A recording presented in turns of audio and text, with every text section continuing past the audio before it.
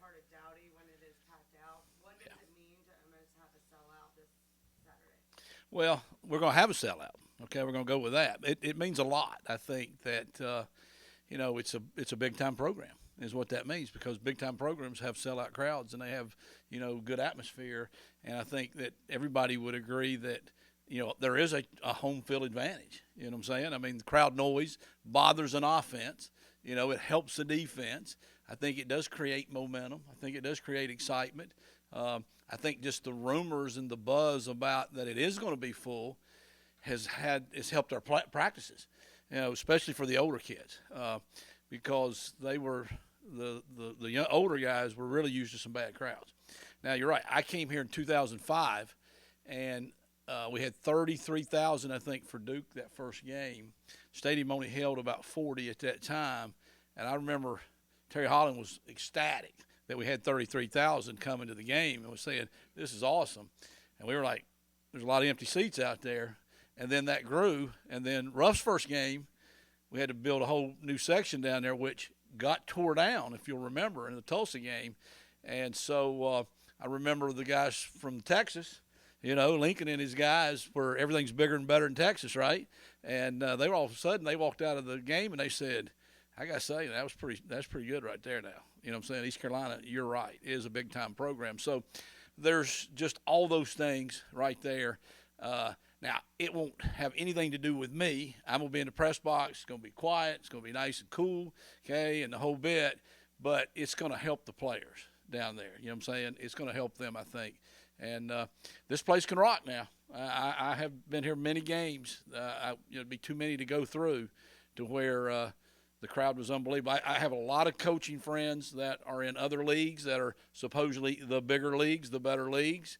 And they had told me, I'll tell you what now, your crowd's a lot better than all the crowds in our league. This is more like that other league down there in the even more southeast. So, is that enough? you knew better not to ask me a question, right? People put a lot of stress on the first game of the season, but talk about a little about the first drive. There's going to be so many nerves and a lot of emotion rolling. What are you hoping to get out of that first drive for the new guys and also the returners? Well, we're hoping we'll take it and go score. We always have the debate about with the coin toss. If we win the coin toss, do we take the ball? Do we defer it to the second half? I think most people probably defer. Coach Houston is from the defensive side of the world. They always think that way, the Belichicks of the world and those guys. I always lobby to try to get the ball. I'd rather have it. I think the guy that bats first gets to bat the most, so we'd rather have the ball first. It's just you're just in a zone. You know what I'm saying? You practice it, you prepare it. If you do it right, the team should be relaxed. Those are the plays that they should know the best. Those are the plays that we've worked the most. Normally, they play the defenses that they play the most. So we've had good success early, I think, moving the ball and scoring here. I hope that will continue. If we don't score, though, we can't just go into the hole, like that, too. It's a long game. It's a field position game anyhow. So at worst, I hope we would move it and put them in the hole once we had the ball. How do you take and get your offensive line ready for that physical defensive front of Mississippi State? We go against our defensive front every day, and that's about as good as you can do. Now, their D-line is good. I will say that. I have a huge amount of respect for their entire defense and their entire team. Coach Doran and his staff are terrific. They've done a great job. They've recruited very well. You add Coach McNeil to that, I'm sure they're going to be pumped up and they're going to be coming. He's a D-line specialist, at that as well. So it is a challenge. Our guys know that, though. But we have been able to rehearse that, I think, going against our defense. Their linebackers, when all of them are healthy, which appears to open Yeah. that way. Not to get into the game, but how much does that maybe change what you guys do?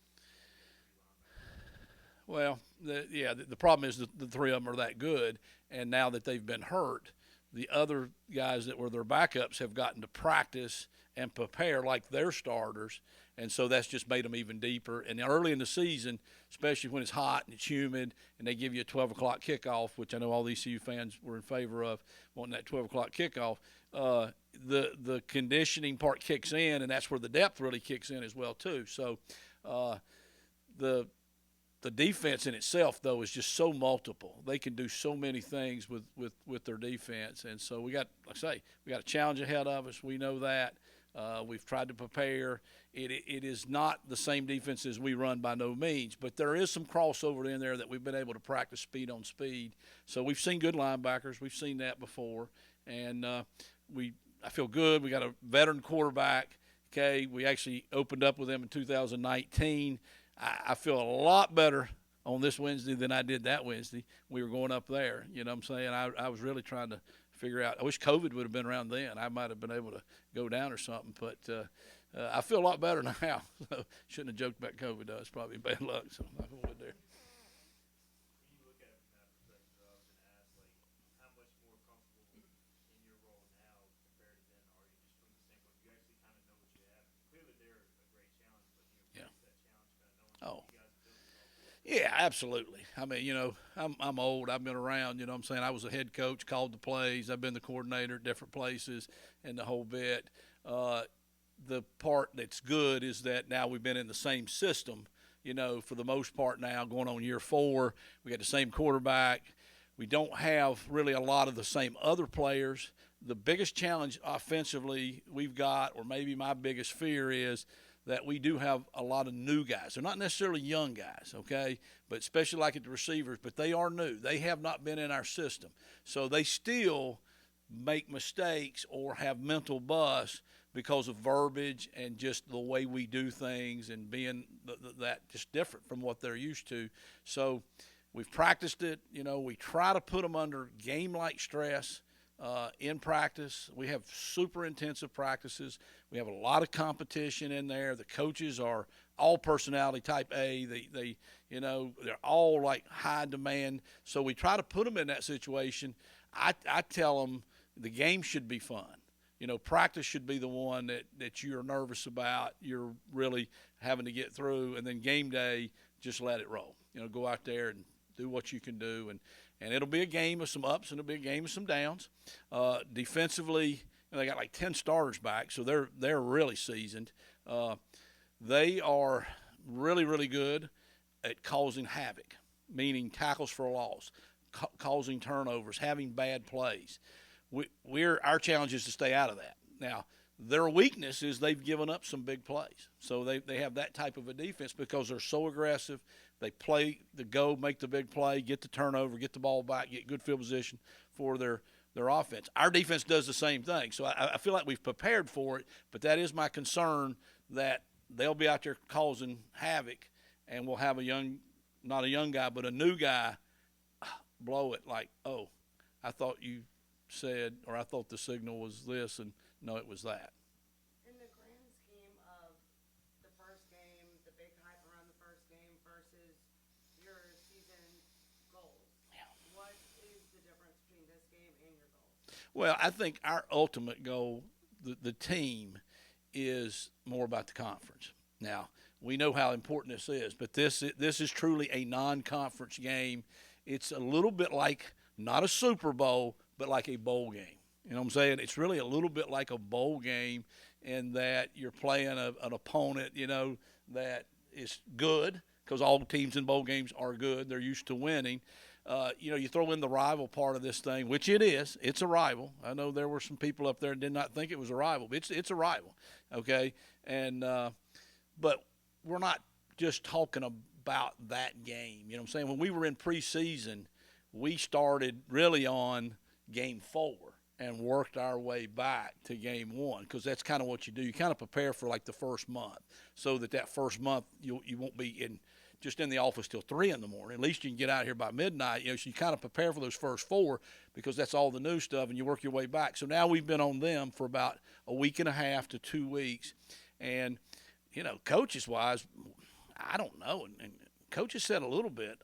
The assistant coaches have hardly said anything about who we're playing. I mean, the kids know that. Everybody's telling them that. So, you know, there was a pretty bad moment up there. Our first year, I didn't think that was very good, but they tell me that was a lot better than it was the year before. So hopefully we're trending. You kind of mentioned they're kind of a boom or bust defense, get a lot of stuff. Yeah. A lot of plays. Do you have to change your play calling style when you go as a team like that as opposed to? I think you have to be a little bit smart about what you call, knowing that you can't just call anything you want. There are some rule busters. You know, you have rules that allow you to teach your players how do they know who to block, how do they know where to go. There are rules. You know what I'm saying? 2 outside, 1 inside, 3 technique, 1 high, 2 high safeties. There are things like that. Those are the progressions that are there forever. You can't reteach those every week. You can't put a whole new system in every week. They have some rule busters. You know what I'm saying? Coach Harold and them do too. That's the big thing, is that we've already had to prepare for that a little bit. They've got some of those odd defenses where you would have thought back when Bear Bryant came up with all this stuff, you'd never do that. Okay, people do that now because the game is all about big plays on both sides of the ball. So yeah, we got to prepare a little bit. Like, okay, this could be all out. They might be bringing 11. You know what I'm saying? They can always bring one more than you can block because somebody's got the ball. So you always have that disadvantage offensively. So we're prepared for them to have 2 more. Thank you, guys.